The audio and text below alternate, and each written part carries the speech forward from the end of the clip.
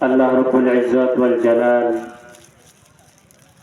মহান আল্লাহ সুবহানাহু ওয়া তাআলার দরবারে অসংখ্য আর অগণিত শুকরিয়া আদায় করছি যে মহান আল্লাহ সুবহানাহু ওয়া তাআলা আপনাকে আমাকে মহান আল্লাহ তাআলার ডাকে মহাগ্রন্থ আল কোরআন তথা হেদায়েত গ্রন্থ আল কোরআনের ডাকে সারা দেওয়ার মতন আল্লাহ তাআলা তৌফিক দিয়েছেন।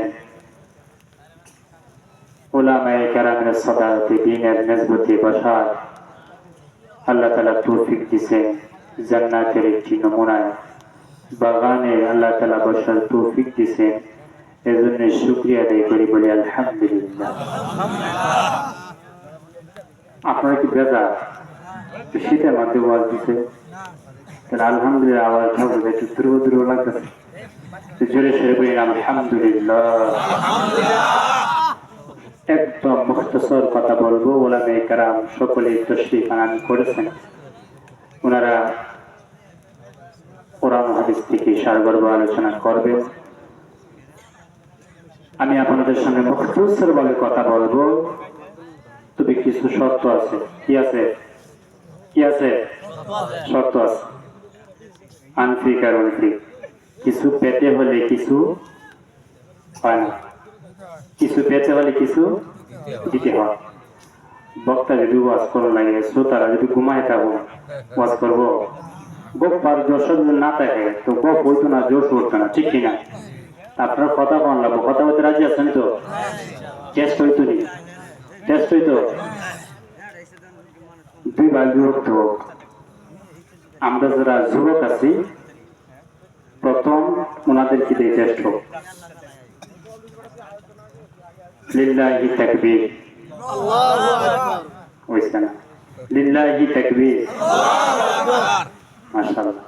এখন বৃদ্ধ যারা আছেন, বাবার বয়সে, দাদার বয়সে, নানার বয়সে, এখন আপনারা ভাবেন লিল্লাহি তাকবীর, আল্লাহু আকবার। ইন্না লিল্লাহ। যুবকরা শরম দিলাইছে, দুই পার্টি মিললেও লিল্লাহি তাকবীর, আল্লাহু আকবার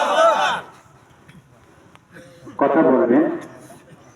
যদিও ওলামায়ে কেরাম আসেন, ওনাদের সাথে কথা বলবেন, কথা না বললে ওয়াজ করতে পারতো না। আমি আপনাদের সামনে মহাগ্রন্থ আল কোরআন তথা হেদায়েত গ্রন্থ আল কোরআন থেকে ছোট্ট কান আয়াতি কালিমা তেলাওয়াত করেছি। এর সাথে সাথে গভীর সম্পর্ক তাজদারে মদিনা সরদারে দু আলম নবী মুহাম্মদুর রাসূলুল্লাহ সাল্লাল্লাহু আলাইহি ওয়াসাল্লামের অসংখ্য অগণিত হাদিসের ভান্ডার থেকে একখান হাদিস আমি আপনাদের সামনে পাঠ করেছি। উক্ত তেলাওয়াতকৃত আয়াতকে সামনে রেখে, হাদিস থেকে সামনে রেখে দুই চারটি কথা বলার চেষ্টা করব, যেন আল্লাহ রাব্বুল ইজ্জত ওয়াল জালাল আমাকে, আপনাদেরকে, আনেওয়ালা উম্মতে মুহাম্মাদীকে এই কথাগুলা আমল করার মতন সমাজ বুঝ আল্লাহ তাআলা দান করুক। সকলে বলি আমিন। ভাইরা আমার, আমরা এই পৃথিবীর মধ্যে এক সময় ছিলাম না, এখন আছি, হয়তো বা কিছুক্ষণ পরেই। কথা বলেন আরো জোরে, আরো জোরে। যিনি পাঠাইছেন তিনি আবার নিয়ে যাবেন। আমরা দুনিয়াতে কেন আল্লাহ তাআলা আমাদেরকে পাঠাইছেন? হামাকা না, যে কোনো একটা উদ্দেশ্য আছে। উদ্দেশ্যটা কি? আল্লাহ তাআলা কালামুল্লাহ শরীফের ভিতরে ফরমান, وما خلقت الجن والإنس إلا ليعبدون। আল্লাহ সুবহানাহু ওয়া তাআলা জিন এবং মানুষ জাতিকে সৃষ্টি করেছেন ইবাদত করার জন্য। এই ইবাদতটা কার? আল্লাহ। আরো জোরে বলেন কার? আল্লাহ। আরো জোরে বলেন কার? আল্লাহ। সকলে শাহাদাত আঙ্গুলে তুলে বলেন কার? আল্লাহ। আল্লাহ। আমরা মনে করি পৃথিবীতে আছি তো চলে গেলাম তো শেষ, এরকমটা আমরা মনে করি। ধর্মিয়া যাও ওই খবরের ভিতরে কেউ কি দেখবো? বাপরে বাপ, শ্বশুর বাড়ি যেতেছে, ঠিক না? কবি করে मौत को समझाया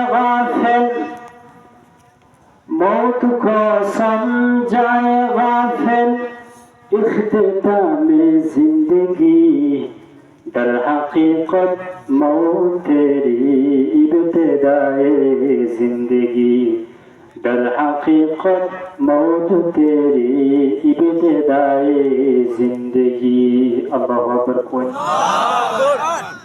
কবি বলতেছেন আমরা মনে করলাম মরলাম তো শেষ।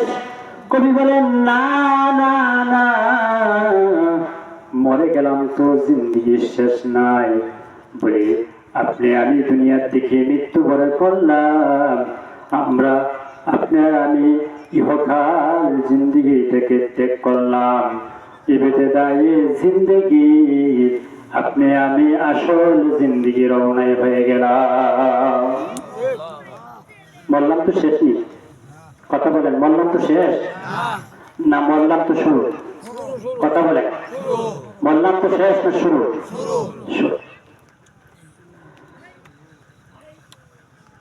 শুধু তাই নয়, আমরা তো এরকম ভাবি যে আল্লাহ তাআলা আমাদেরকে খাওয়ান, কিন্তু এই ইখলাস এই ইয়াকিন আমাদের ভিতরে পয়দা করতে পারি না, যার কারণে রব কি আমরা বুঝতে পারি না। ঠিক না? কথা বলেন। আমরা মনে করতেছি দান রোপণ করলাম, জ্বালা রোপণ করলাম, তো দান হইতেছে খেতে আমাদেরকে খাওয়া, এরকম না? আমার ছেলে চাকরি করতেছে, তো চাকরি করে আমার ছেলে আমাদের খাওয়াইব, এরকম একটু বলি না। আমরা যা কিছু দেখতেছি কোনো কিছুই আমাদেরকে ক্ষতিও করতে পারে না, আবার লাভের অন্তর্ভুক্ত করতে।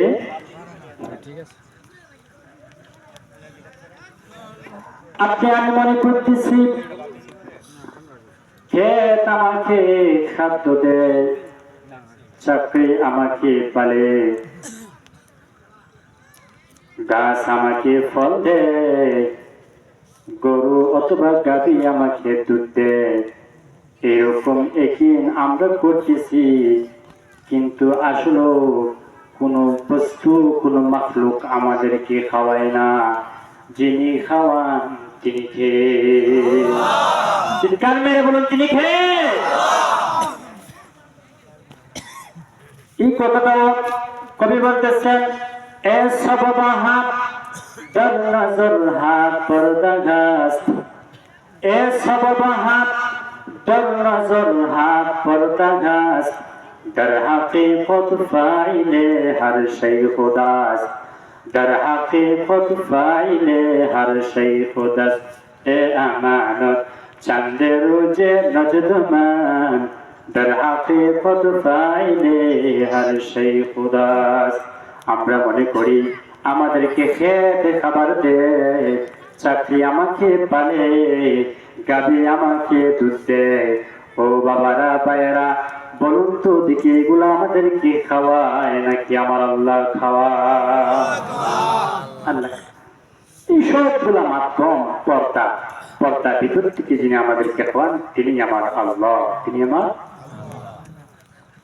এই আল্লাহকে চেনার প্রয়োজন আছে না নাই?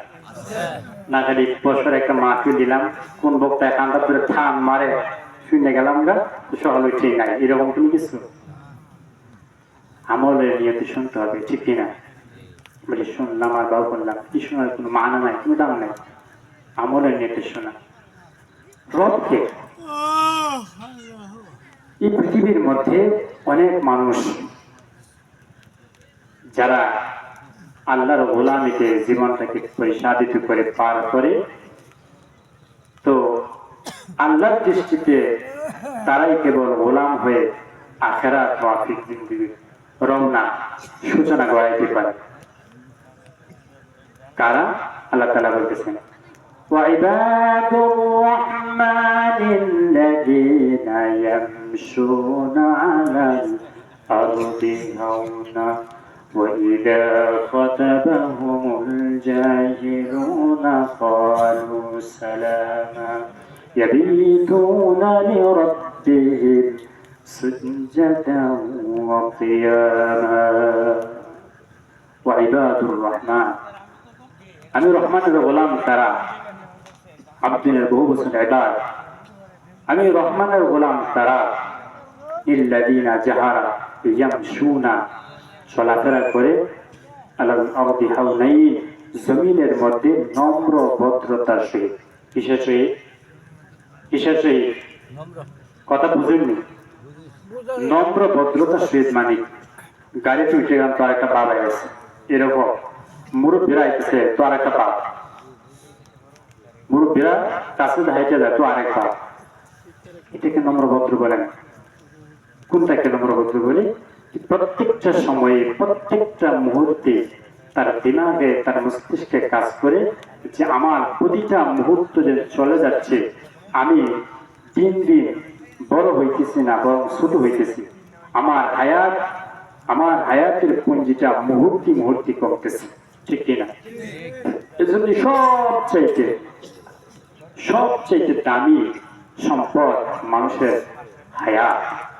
এই জিনিসটা হায়াতটা যদি চলে যায়, এটা আফসোস করলে আর কাজে আসবে না।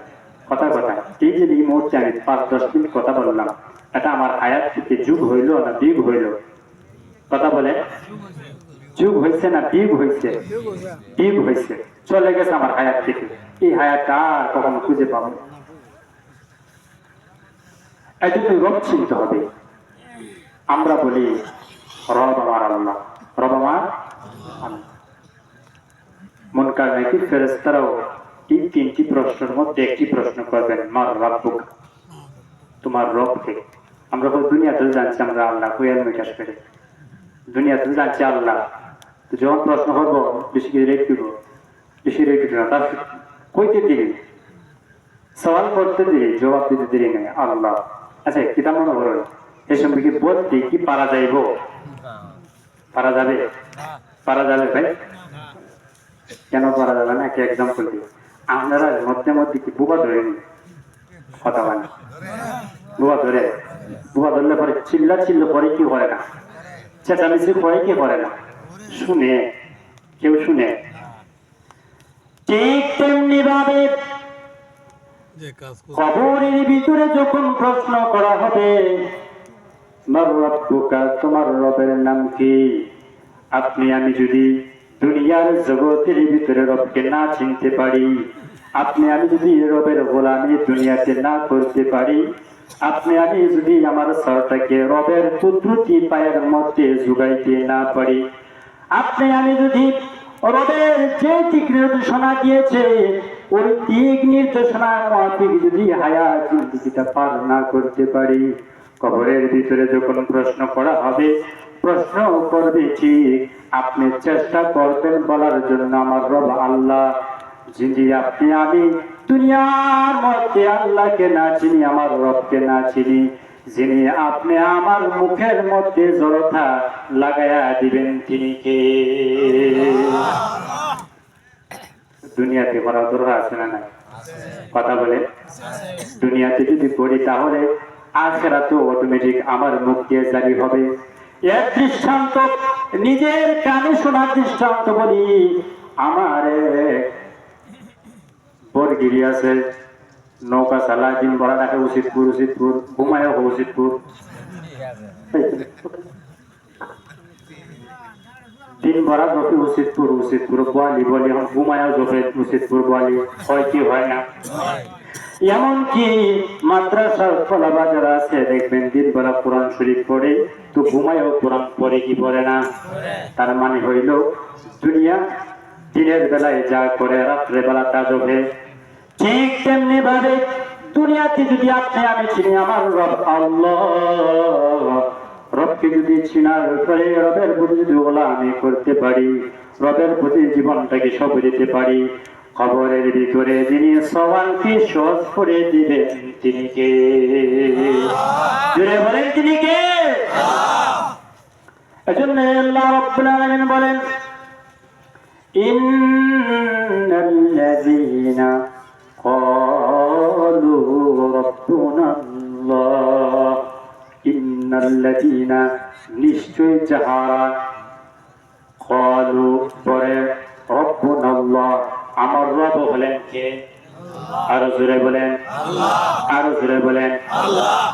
নিশ্চয় যাহারা বলে আমার রব হলেন আল্লাহ, আল্লাহ, আল্লাহ।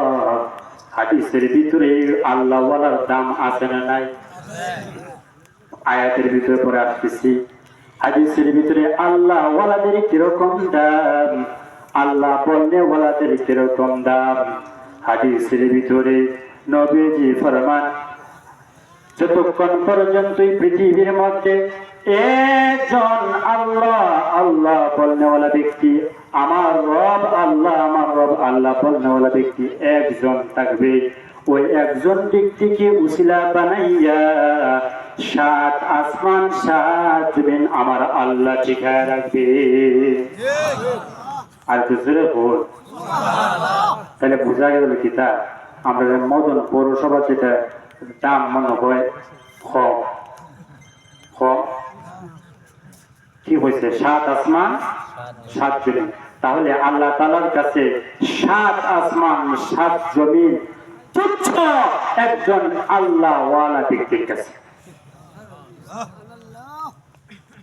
আল্লাহর দাম আছে না নাই? এজন্যই দুনিয়াতে যারা বলে আমার রব হলো আল্লাহ, আল্লাহ ইজ্জতের মালিক, আল্লাহ বেইজ্জতের মালিক, আল্লাহ হায়াতের মালিক, আল্লাহ দৌলতের মালিক, আল্লাহ সব করনেওয়ালা, আল্লাহ সব দেনেওয়ালা, আমার রব হলো আল্লাহ। আল্লাহর প্রতি দৃঢ় বিশ্বাস স্থাপন করে, আল্লাহর প্রতি দৃঢ় ইমান সাহস করে, আল্লাহ ছাড়া আর কোন ইলাহ নাই। আল্লাহ তাআলা ভালো মন্দ করনেওয়ালা মালিক। দুনিয়ার মধ্যে কোন মানুষ ভালো করতে পারে না, খারাপ ও বুরাও করতে জোরে বলে পারে না। আল্লাহ রাব্বুল আলামিন যা চান তাই করার অধিকার রাখে, ঠিক কি না? ভাইরা আমার, আল্লাহ রাব্বুল আলামিন বলেন, নিশ্চয়ই যারা বলে আমার রব হলো আল্লাহ, আমার রব হলো আল্লাহ, আল্লাহ ছাড়া কোনো মাবুদ নাই, আল্লাহ ছাড়া কোনো খালেক নাই, আল্লাহ ছাড়া কোনো ইলাহ নাই, এরকম ভাবে যারা বলে আমার রব আল্লাহ, আল্লাহর প্রতি সাব্যস্ত দান করে দৃঢ় বিশ্বাস রাখে, আল্লাহ রাব্বুল আলামিন বলেন যারা আমাকে রব বলে সাব্যস্ত করে এরপরে সুম্মাস্তাকামু, এই রবের উপর সে অটল থাকে, কি থাকে জোরে বলেন, কি থাকে? অটল থাকে। আমার রব হলো আল্লাহ, এই কথাটা আমি জবান তারা বললাম, তো বিপদের সময় আবার না করলাম, তাহলে কি অটল হইল নাকি সুবিধাভাবে আমি আল্লাহর রব স্বীকার করলাম? কথা বলে সুবিধা মতে না? সর্বদা যে আল্লাহ তাআলাকে রব বলে, তার কাছে যত কষ্ট মুজাহাদা আসুক, সে কখনো আমার রব আল্লাহ এর থেকে বিন্দু পরিমাণ পিছপাইত হবে না। নবীজির একজন সাহাবী হযরত আব্দুল্লাহ বিন হুযায়ফা রাদিয়াল্লাহু তাআলা আনহু মানুষের কাছে গলিতে গলিতে উনি যাওয়ার পর বারবার বলতেন, মান ক্বালা লা ইলাহা ইল্লাল্লাহ, মান ক্বালা লা ইলাহা ইল্লাল্লাহ তুফলিহুন, যে বলবে আল্লাহ তাআলা ছাড়া আর কোনো মাবুদ নাই, ইল্লাল্লাহু তুফলিহুন, অবশ্যই এই ব্যক্তি তার জীবন সাফল্য হয়ে যাবে। এই দাওয়াত যখন দিতেছেন, এমন অবস্থায় রোম সম্রাট যিনি ছিলেন উনি ফরমান জারি করে দিলেন যে যারা আল্লাহ পাকের একত্ববাদের দাওয়াতে তাদেরকে পাকড়াও করা হোক, তাদেরকে ধরা হোক, তাদেরকে আমার শিকলের ভিতরে বন্দী করা হোক। ভাইরা আমার, বন্ধুরা আমার, ওই সময়টা ছিল হজ্জের মৌসুম। হজ চলাকালীন সময়ে নবীজির সাহাবী হযরতে আব্দুল্লাহ বিন হুযায়ফা রাদিয়াল্লাহু তাআলা আনহু সহ আব্দুল্লাহ বিন হুযায়ফাকে যখন জেলখানার ভিতরে নিয়ে গেলেন, রোম সম্রাট তাকে পাকড়াও করলো। পাকড়াও করার পরে বলে, হে আব্দুল্লাহ বিন হুযায়ফা, আব্দুল্লাহ বিন হুযায়ফা যখন রোম সম্রাটের সামনে গেলেন, ওনার শরীরের মধ্যে ভালো কোনো কাপড় ছিল না, পাঞ্জাবিটা ছিল নরমাল সাদা সিধা সিরাপাড়া পাঞ্জাবি দিকে। রোম সম্রাটে মনে করছে আব্দুল্লাহ বিন হুযায়ফা যেহেতু অর্থের দিকটা দুর্বল, তাহলে সর্বপ্রথম একটা অর্থের লোক দেখায়। ইচ্ছা বলতেছি না হাদিস, অর্থের একটা লোক দেখায়, যেহেতু তার সাদা সাদা পোশাক দেখা যাচ্ছে, মনে হয় অভাবী লোক। অর্থের কারণে, অর্থের অভাবে হয়তো সে রব থেকে ফিরে আসবে। এমতা অবস্থায় রোম সম্রাট ডেকে বলে, আব্দুল্লাহ, যদি তুমি তোমার রব থেকে বিস্ফারিত হয়ে যাও, অর্থাৎ তুমি যদি তোমার রব থেকে ফিরে আসো, আমি রোম সম্রাট ঘোষণা দিলাম তোমাকে এই রোম সম্রাটের মন্ত্রী বানায়া দিব। রোম সম্রাটের এই রোম রাজ্যে কি বানাইব? মন্ত্রী। কিতা মনে পদটা কিতা মনে হচ্ছে? পদটা কি মনে হচ্ছে? আরে ভাই, আমরা তো একবার মেম্বারের লাগে সময় মসজিদও যাই, মন্দিরও যাই, কথা মানে ঠিক না বেঠিক কয় নাকি? আমরা শুধুমাত্র মেম্বারই পদের জন্য মসজিদও দৌড়ি, মন্দিরেও। রোম সম্রাটের সামনে যখন এই কথা বলা হলো,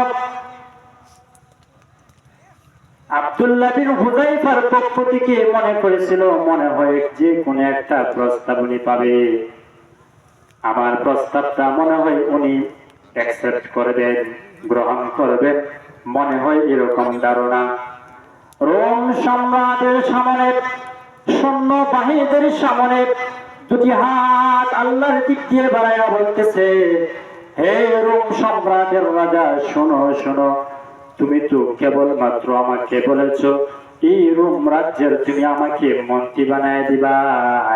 শুনে রাখো, রোম রাজ্যের মন্ত্রী কেন, এই রাজ্যের যদি প্রধানমন্ত্রী বানায় দেওয়া হয়, এমনকি সারা পৃথিবীর মালিক বানায় দেওয়া হয়, এরপরে যদি আমাকে বলা হয় মুহূর্তের জন্য রব থেকে বিস্ফারিত হওয়ার জন্য খোদার কসম তামাম পৃথিবীকে লাথি দিয়ে পিছনে ফেলে দিব, তারপরে একটা মুহূর্তের জন্য রবকে ছাড়তে পারবো না।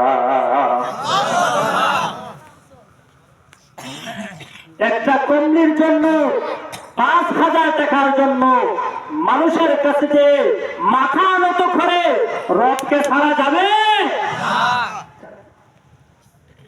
সাহাবীদের জীবন রব ছাড়া যায় না।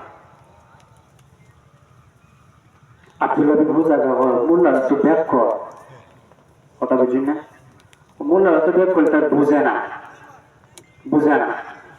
আরেকটা লোক দেয় বলি কি তার, আব্দুল্লাহ বিন হুযায়ফা, তাহলে এক কাজ করো, বলি কি, তাই তোমার কি, তুমি যদি রব থেকে বিস্ফারিত না হও, রবকে যদি না ছাড়ো, তোমাকে এই মুহূর্তে ফাঁসির মঞ্চে তোলা হবে। কিসের মঞ্চে? শুনতে কি তার হাসি উঠে না ভয় লাগে? কথা বলেন।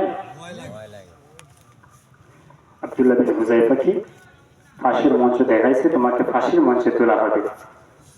আব্দুল্লাহ বিন হুযায়ফা রাদিয়াল্লাহু তাআলা আনহু, কখন তুলবেন? ভাই কিছুক্ষণ সময় পরে। ও ঠিক আছে, আমি তো আরাম করি। সুবহানাল্লাহ করেন। ওনারা মরতে চায় শতবার, আমরা বাঁচতে চাই শতবার, ঠিক না বেঠিক? মুমিনদের তো আলামত এটা, হাদিসের মধ্যে আছে তুহফাতুল মুমিনুনাল মাউত, মুমিনরা মরণকে বরণ করে হাদিয়া স্বরূপ। আব্দুল্লাহ বিন হুযায়ফা যখন কইল ঠিক আছে আমি মরতে চাই, রোম সম্রাট পাগল না, এটা মরণ বুঝে না,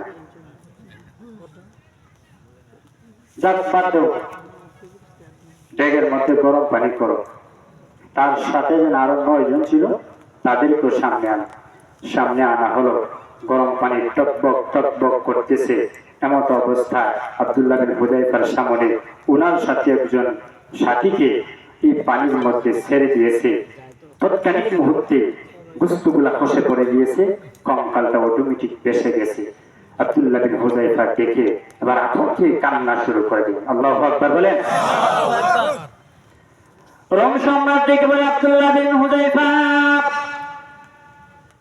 মনে হয় এখন কিছু না কিছু ভয় পেয়েছে, কারণ মরণকে সবাই তো মোটামুটি ডরায়।